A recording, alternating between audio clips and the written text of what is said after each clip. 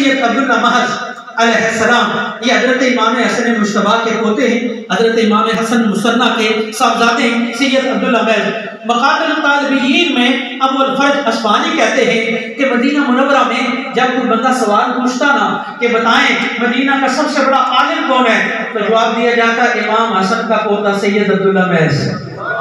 کہہ دیں محبت سے کہہ دیں ہاں یہ سب سے بڑے عالم ہیں۔ پوچھا جاتا سب سے بڑا مدینے کا سخی کون ہے، جواب دیا جاتا امام حسن مجتبیٰ کا پوتا سید عبداللہ محض مدینے کا سب سے بڑا سخی ہے۔ پوچھا جاتا سب سے بڑا غیرت مند کون ہے، جواب دیا جاتا سید عبداللہ محض۔ یعنی کوئی وصف ایسا نہیں ہے کہ جب سوال ہو کہ اس وصف میں کون یکتا ہے، مدینہ منورہ میں ایک ہی جواب دیا جاتا، اس وصف میں اگر کوئی مائل ہے امام حسن مجتبیٰ کا پوتا ہے جسے عبداللہ محض کہا جاتا ہے۔ عباسی آقا ایک دفعہ آیا آپ کے پاس، بڑے ذہین تھے،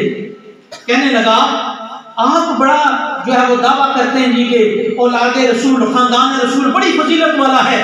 کہنے لگا آج مجھے آپ نے یہ دلیل دینی ہے، آپ کہتے ہیں جی ہم علی کی اولاد ہیں، علی بڑے علم والا ہے، آج آپ نے اپنے خاندان کی فضیلت کی دلیل دینی ہے، لیکن میری ایک شرط ہے، نہ قرآن کی آیت پڑھنی ہے نہ رسول پاک کا فرمان پڑھنا ہے۔ یہ عباسی خلیفہ کہتا ہے اس خاندان نبوت کی فضیلت کی دلیل دیں، آیت بھی نہیں پڑھنی، حدیث بھی نہیں پڑھنی، اس کے علاوہ کوئی دلیل دیں۔ سنیے پھر، اور میں چاہوں گا کہ مجھے بار بار کہنا نہ پڑے، حضرت سید عبداللہ محض جو مولا علی کے علوم کے وارث ہیں، امام حسن مجتبیٰ کے پوتے ہیں، آپ نے فرمایا پھر سن لو دلیل دوں گا، آیت بھی نہیں پڑھوں گا، حدیث بھی نہیں پڑھوں گا، لیکن علی کا بیٹا ہوں، بات وہ کروں گا، قیامت تک کوئی اس کو توڑ نہیں سکے گا۔